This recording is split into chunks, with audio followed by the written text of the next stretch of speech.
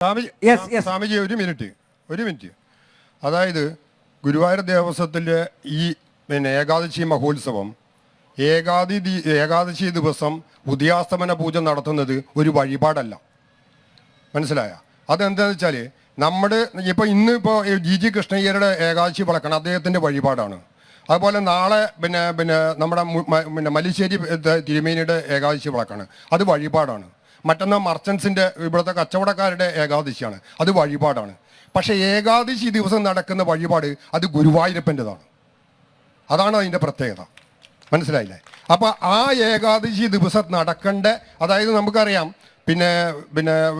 ഭഗവാൻ അർജുനന് ഗീതോപദേശം നൽകിയ ദിവസം ഗുരുവായൂർ പ്രതിഷ്ഠ നടന്നു എന്ന്, അതായത് നമുക്ക് ഒന്നും സങ്കല്പിക്കാൻ പറ്റാത്ത അത്രയും ചൈതന്യമുള്ള ഒരു ഭഗവാനെ ഈ ഗുരുവായൂർ കൊണ്ടുവന്ന് പ്രതിഷ്ഠിച്ചു അന്നേത്തെ ദിവസമാണ് എന്നുള്ളതാണ് ഐതിഹ്യം. ഐതിഹ്യം എന്ന് പറഞ്ഞാൽ സ്വാമിക്ക് അത് വേണമെങ്കിൽ നിസാരവൽക്കരിക്കാം, കാരണം ഐതിഹ്യമല്ല ചരിത്രം. മനസ്സിലായില്ലേ? അപ്പം അങ്ങനെയുള്ള ഭഗവാന്റെ മുന്നിൽ ഭഗവാന്റെ ഇഷ്ടപ്രകാരം നടത്തപ്പെടുന്നതാണ് ഏകാദശി മഹോത്സവത്തിൻ്റെ അന്നേത്തെ ദിവസത്തെ ഉദയാസ്തമന പൂജ. അത് മാറ്റി വെക്കുമ്പോൾ ഇവിടുത്തെ ഭക്തജനങ്ങളോട് ചോദിക്കണ്ട, പക്ഷെ ഭഗവാനോട് ചോദിക്കണം. അത് ഞങ്ങൾ അറിയണം, ഭക്തജനങ്ങൾ അറിയണം.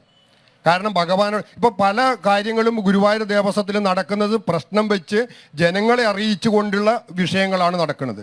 ഇത് ആരും അറിയാതെ കണ്ട് തന്ത്രി തിരുമേനിയുടെ വീട്ടിൽ അല്ലെങ്കിൽ അദ്ദേഹത്തിൻ്റെ നേതൃത്വത്തിൽ ഒരു പ്രശ്നം വെച്ചു എന്നിട്ട് ഭഗവാൻ അതിൻ്റെ ഹിതം അറിഞ്ഞു എന്ന് പറഞ്ഞാൽ അത് വിശ്വസിക്കാൻ മാത്രം വിഡ്ഢികളല്ല ഈ ഗുരുവായൂരുള്ള ആൾക്കാർ.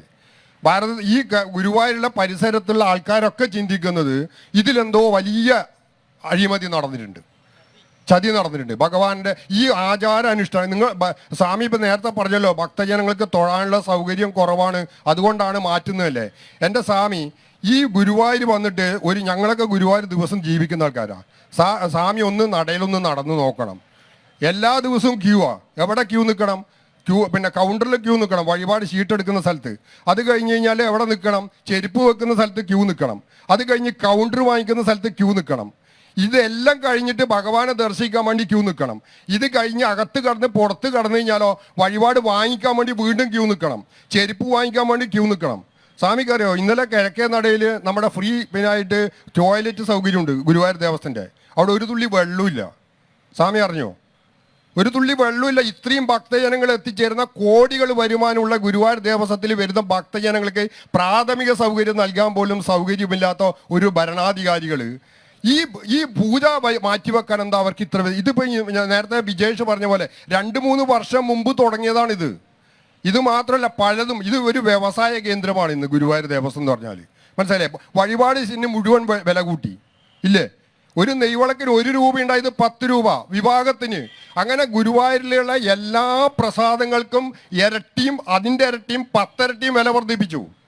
ഇവിടെ നമുക്കൊന്നും ചെയ്യാൻ പറ്റിയിട്ടില്ല. കാരണം എന്താ വെച്ചാൽ അതാണ് ഗുരുവായൂർ ദേവസ്വത്തിന്റെ ഭരണ സംവിധാനങ്ങൾ ഇന്ന്. ഓക്കെ ഇത് വ്യവസായം, ഇതൊരു കച്ചവടമായിട്ടാണ് കൊണ്ടുപോകുന്നത് ദേവസ്വം, അങ്ങനെ പറയാൻ പറ്റുള്ളൂ. ഞാൻ